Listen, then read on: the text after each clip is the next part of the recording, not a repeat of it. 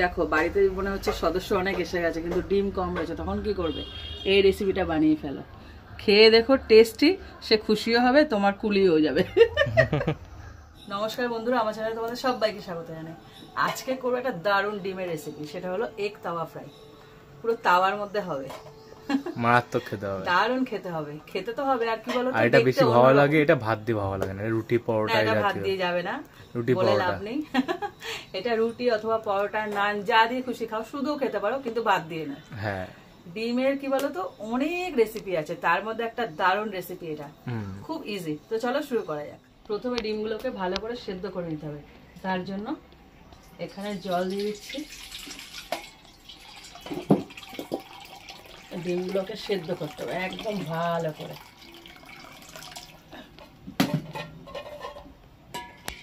অনেকগুলো ডিম হয়ে যাবে আজকে। হ্যাঁ, তোমাদের এই রেসিপিটা কিন্তু খুব টেস্টি।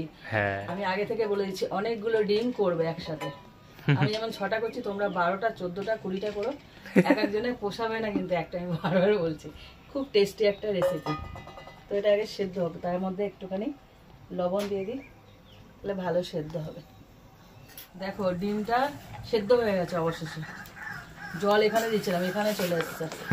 এবার এটাকে নামিয়ে ঠান্ডা করে জল দিয়ে তারপরে ছাড়াবো। একটুখানি ভেঙে গেলে আবার বাজে লাগে দেখতে। তো এটাকে ভালোভাবে ঠান্ডা করে জল দিয়ে এবার ছাড়িয়ে নিই। ততক্ষণ আমি নাক টেনে ঘুম দেবো।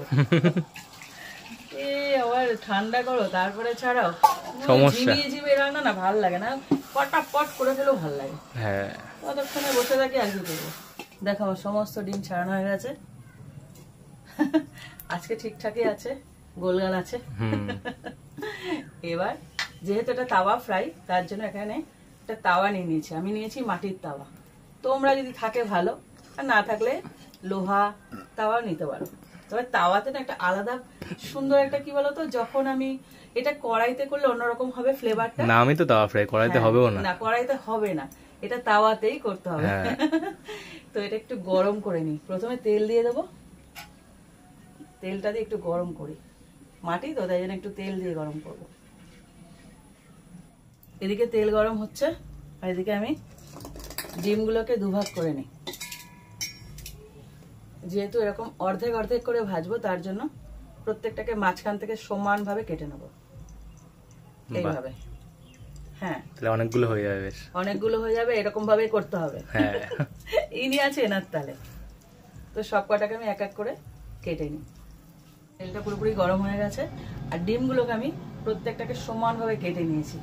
আর ওপর থেকে না হালকা করে, খুব বেশি না, এটা জাস্ট তোমরা না দিলেও চলবে, তবে আমার ভাল লাগছে তাই দিচ্ছি, অল্প একদম ওপর থেকে হাতে দিয়ে এরকম ভাবে। এই অবস্থায় খাইয়েও নেওয়া যাবে।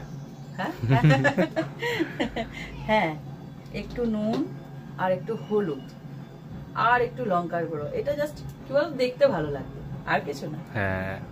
হাতের সাহায্যে দিলাম ছড়িয়ে, এইবার ভেজে নেব। আমার ভালো লাগছে, শুধু ভাজবো না, তাই দিয়ে দেবো, ভালো লাগবে ফ্লেভারটা।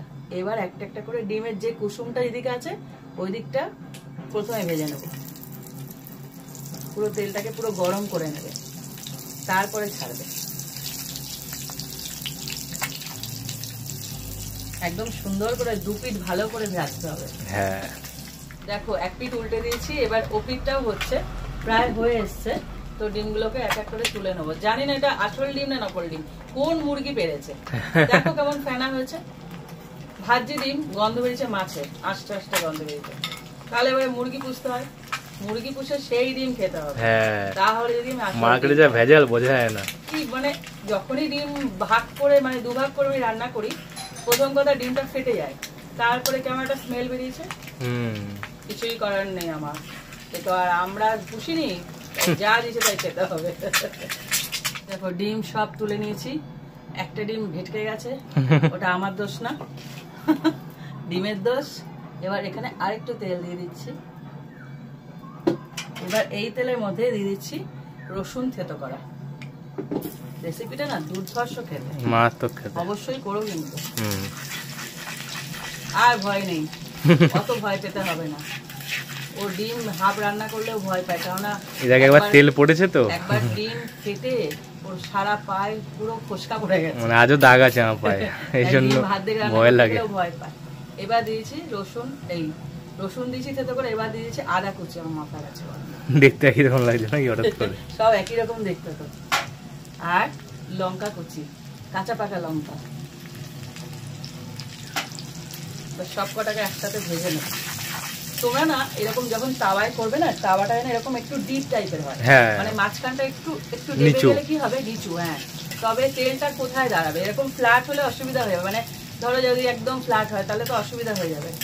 আমি দেখো প্রথমে নিয়েছিলাম, দেখো এই লোহার তাওয়াটা নিয়েছিলাম, ভেবে দেখলাম এটা হবে না, মাটির তাওয়াটাতে একটু একটু নিচু মতো আছে, তাই জন্য বলছি লোহার তাওয়া নিলেও একটু যেন একটু ডাউন, মানে কি বলবো, নিচু মতন হয়, জায়গা পায় ওটা ভাজার জন্য। তো দেখো আমি কথা বলতে বলতে এটা ভাজা হয়ে গেছে। এবার নিয়ে নিচ্ছি পেঁয়াজ কুচি, এরকম মিডিয়াম সাইজে বড় দুখানা পেঁয়াজ নিচ্ছি, সব কটা একইভাবে কুচিয়ে কুচিয়ে নিয়েছি, ছোট ছোট করে একদম কুচানো পেঁয়াজ। এবার এটাকেও ভেজে নেবো। আমার কি মজা হচ্ছে আজকে রেসিপিটা তৈরি করতে, পুরো ইউনিক টাইপের না রেসিপিটা, কিন্তু কোনো ঝামেলা না, বলো, কোনো কাটাবাটি নেই, কোনো ঝামেলা নেই, কিন্তু খেতে দারুণ। তো এটাকে ভালো করে ভেজে নিয়ে যাবে। পেঁয়াজটা পুরো ভালো করে ভেজে নিয়েছি, একদম এরকম কালার যতক্ষণ না চেঞ্জ হয় ভেজে যাবে। এইবার এর মধ্যে দিয়ে দিচ্ছি টমেটো, এটাকেও একদম ছোট ছোট করে কেটে নিয়েছি। খুব সহজ রান্না আর খুব টেস্টি রান্না, মানে কম সময় রান্না। হ্যাঁ, কম সময়ের রান্না, কিন্তু ধৈর্য ধরে করতে হবে, হালকা হাতে নাড়তে হবে। এই যে ঘরে যখন বেশি মেম্বার থাকবে কম ডিমে কাজ হয়ে যাবে। দেখো কড়াইতে কিন্তু ভালো মতন আমরা নাড়াচাড়া করতে পারি, এটা একটু আস্তে আস্তে করতে হবে, ধৈর্য ধরে করতে হবে, কারণ জায়গাটা খুব শর্ট, তো আস্তে আস্তে ভাজতে হবে। এই টমেটো দেওয়ার পরে এই মশলাগুলো দিয়ে দেবো, কারণ টমেটোর মধ্যে লবণ পড়লে আরো তাড়াতাড়ি মজে যাবে। প্রথমে দিয়ে দিচ্ছি লবণ, যেহেতু এই রেসিপিটায় কোনো জলের দরকার নেই, তার জন্য লবণটা সেই বুঝেই দেবে, একদমই সামান্য। দিয়ে দিচ্ছি হলুদ গুঁড়ো,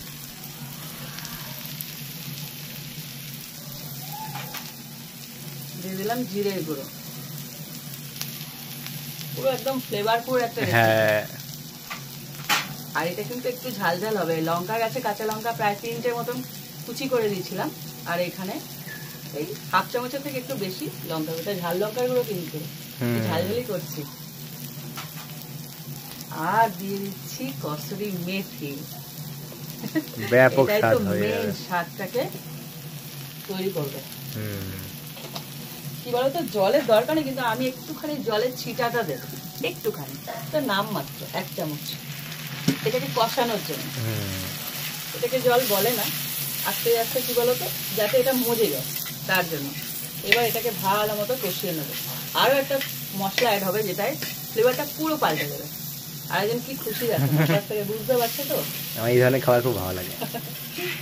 এই সেম রেসিপি তোমরা সেম চিকেন দিয়ে করে দেখো, তবে চিকেনটা না বোনলেস নেবে আর ছোট সাইজের নেবে, জায়গাটা তো কম, তাহলে কি হয় বলতো, যা খেতে হবে না। সন্ধ্যাবেলা কিছু চটপটা খেতে ইচ্ছা হচ্ছে, করে নেবে। এটাকে ভালো করে আগে মশলাটাকে একদম তৈরি করি। দেখো সমস্তটা একদম ভালো মতন কষানো হয়ে গেছে। এবার এর মধ্যে দিয়েছি একটু গরম মশলা, জাস্ট ফ্লেভারের জন্য, একদমই সামান্য।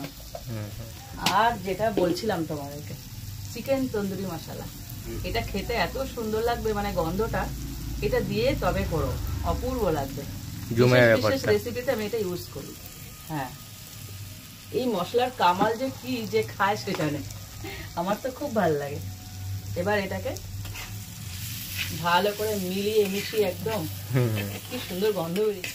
দেখো সমস্তটা একদম যা যা মশলা সব দেওয়া হয়ে গেছে। এবার এটাকে বললাম না জল একদম পড়ে না বললেই চলে, ওটাকে জল দেওয়া বলে না, একদম নাম মাত্র, জাস্ট এই ডিমের গায়ে কোটিনটা তৈরি হতে হবে, তো তাই একটুখানি মানে যাতে মশলাগুলো লাগে ডিমের গায়ে, একটুখানি দেখো, ওটাকে বলে না জল, হ্যাঁ মানে ওটাকে গ্রেভি বানিয়ে ডিমের গায়ে লাগানো হবে। হ্যাঁ, এবার এটাকে ছড়িয়ে দেবে চারিদিক থেকে, জাস্ট ওপর থেকে ডিমগুলো বসবে। দেখো মজাদার রেসিপি না, মারাত্মক মজাদার। আর ডিমটাকে না উল্টে উল্টে দেবে, ঠিক যেভাবে ভেজেছিলাম, মানে কুসুমটা নিচের দিকে হবে, এইভাবে দেবে, খেতে মারাত্মক হবে। খেতে দারুণ হবে, জমে যায় ব্যাপারটা পুরো। হ্যাঁ আর অল্প ডিমে অনেক ডিম হয়ে যাচ্ছে। বুদ্ধিদাতা গণেশের রেসিপি বলে কথা। হ্যাঁ, বাড়িতে সদস্য বেশি, টেস্টি খাবার চাই, ডিম কম, বানিয়ে ফেলা এরকম রেসিপি। দেখতে লাগছে পুরো কড়াই ভর্তি ডিম। খেতে তো সুন্দর, হ্যাঁ আবার কি, আর কি লাগে। আস্তে একদম যখন করবে না ফ্লেমটাকে একদম লো করে দেবে, দেখো একদম ডিমে আছে। হ্যাঁ, কারণ এখানে আর ফ্লেমের দরকার নেই, যা করার করা হয়ে গেছে। এমনি তো এই রেসিপিটা হাই ফ্লেমে হয় না, একদম ছোট আঁচ হলেই হয়ে যায়। তো এটা ফুটুক আস্তে আস্তে। ওটা কি বলতো, তখন কি বলতো, এই যে একটুখানি দিয়ে দিলে না, এইবার আস্তে আস্তে এই যে মানে গ্রেভিগুলো আছে, বেশি না, হালকা করে উপর থেকে দিতে থাকবে। যদি আরো এক্সট্রা থাকে তো, আর না হলে ওইভাবেই থাকুক না, এরকম নেড়ে নেড়ে দেবে। এখানে নাড়াড়ির দরকার নেই, কারণ ভেতরে কুসুম বাবাজি আছে, ও বেরিয়ে গেলে আরো সাংঘাতিক অবস্থা। তার থেকে এইভাবেই থাক, হতে থাকুক, এই 1-1.5 মিনিট 2 মিনিট হতে থাকুক, ব্যাস রেসিপি কমপ্লিট। দেখো ডিমের এক পাশ তো হয়ে গেছে, এবার আস্তে আস্তে এটাকে গ্রেভি সমেত এটাকে উল্টে দেবে, তাহলে গ্রেভিগুলো উপরে চলে আসবে। হ্যাঁ গ্রেভিগুলো ওই দেখো, বুদ্ধিদাতা ভালো বুদ্ধি মাথায় ঢুকেছে, হ্যাঁ। গ্রেভির সমেত উল্টাবে দেখো। তাহলে কি হবে বলো তো, গ্রেভিটাও একটু উপরে আসবে, আর ডিমটাকে একটু ওপিটটাও ভাজা হবে, ভালো মতন ভাজা না, মানে গ্রেভির মধ্যে মিশবে। তো প্রত্যেকটাকে আস্তে আস্তে এভাবে উল্টে দেবে। যে দিকটা কুসুম সেই দিকটাই তো গ্রেভিটা রয়েছে, তা গ্রেভির সমেত উল্টালে বেশ ভালোই লাগবে। তো একটা একটা করে খুব আস্তে আস্তে সাবধানে কাজটা করতে হবে, যেহেতু ভেতরে কুসুমটা রয়েছে। দেখো আমার রেসিপি রেডি, এগ তাওয়া ফ্রাই, শর্টকাট রান্না না? হ্যাঁ, একদম কি বলতো, বিকালে মনে করবে রাতের বেলা খেয়ে নেবে। এগ তাওয়া ফ্রাই রেসিপিটা না শেয়ার করো, আর কমেন্ট করো আমাকে, রান্না বান্না করে খেয়ে দে। ভালো লাগলে লাইক দিও, আর জমিয়ে খেও কিন্তু অবশ্যই। আর এরকম আরো রেসিপি পেতে আমার চ্যানেলটা সাবস্ক্রাইব করে দিও। তো আজকের মতো টাটা। টাটা।